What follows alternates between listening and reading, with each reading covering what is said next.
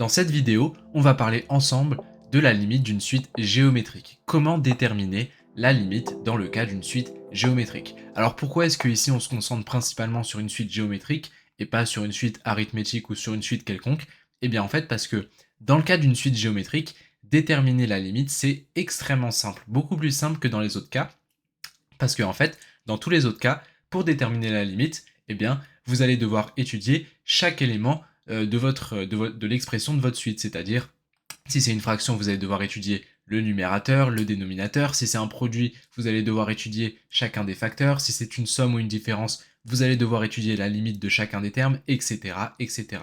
Vous voyez? Eh bien, en fait, dans le cas où on a une limite géométrique, on n'a pas du tout besoin d'étudier la limite de chacun des éléments de notre suite. Il suffit simplement d'étudier la valeur, c'est-à-dire même pas la limite, simplement la valeur de la raison de cette suite. Et en fonction de la valeur de la raison de cette suite, on peut déterminer comme ça directement la limite sans avoir besoin de rien faire d'autre. Donc déjà, pour rappel, une suite géométrique, c'est une suite qui se définit comme, alors je vais l'écrire en haut, c'est une suite qui se définit comme pour tout n appartenant à l'ensemble des entiers naturels, u de n est égal à u de 0, c'est-à-dire le premier terme, multiplié par la raison q à la puissance n, comme ceci, d'accord? Ça, c'est la définition, l'expression explicite d'une suite géométrique.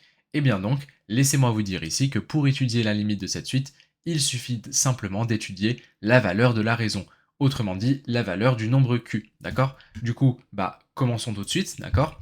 Dans le premier cas, c'est-à-dire le cas où mon nombre q est supérieur au nombre 1.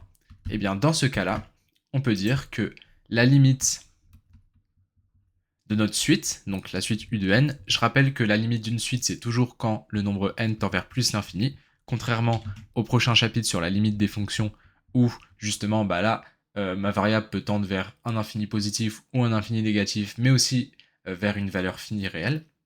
Donc ici, la limite de ma suite u de n quand n tend vers plus l'infini, dans le cas où ma raison est positive, eh bien c'est égal soit, alors ça dépend en fait de deux cas de figure, soit c'est égal à plus l'infini si jamais mon premier terme, donc mon terme u de 0, est positif, comme ceci, soit c'est égal à moins l'infini si jamais mon terme u de 0 est négatif, comme ceci, d'accord? Du coup ici, il faut identifier deux cas de figure. Si mon premier terme u de 0 dans l'expression de ma suite est positif, la limite est égale à plus l'infini quand ma raison est supérieure à 1, et si mon premier terme est négatif, eh bien la limite de cette suite géométrique est égale à moins l'infini si la raison est supérieure à 1.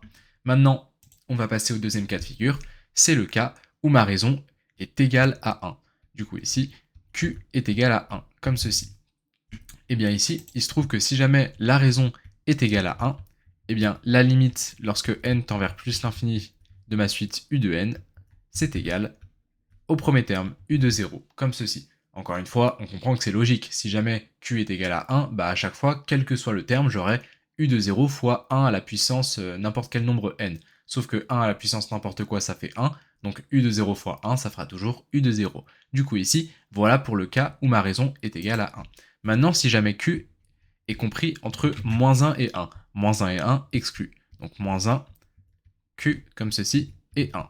Du coup ici, ma raison est comprise entre le nombre moins 1 et 1 exclu. Et bien dans ce cas-là, la limite, lorsque n tend vers plus l'infini de ma suite u de n, de ma suite géométrique u de n, c'est égal à 0, d'accord? Quelle que soit justement la valeur de mon premier terme, si jamais à partir du moment où ma raison est comprise entre moins 1 et 1, la limite de ma suite u de n, ça sera égal à 0, ok? Et enfin, le dernier cas de figure, c'est si jamais ma raison, mon nombre q, eh bien, est inférieur à moins 1, c'est-à-dire qu'ici, q inférieur ou égal à moins 1, bien sûr. Si c'est égal à moins 1, ça fonctionne aussi. Et bien, dans ce cas-là, la limite, lorsque n tend vers plus l'infini de ma suite u de n, eh bien, elle est impossible, comme ceci. Impossible. Autrement dit, bien sûr, on peut dire qu'il n'y a pas de limite, comme ceci. Cette suite, lorsque la raison est inférieure ou égale à moins 1, n'admet aucune limite, d'accord? Alors on va se faire un petit exemple. Donc pour le premier cas, on peut imaginer une suite u de n où u de n est égal à u de 0, par exemple 5 fois 2 à la puissance n, eh bien la limite de cette suite c'est égal à plus l'infini.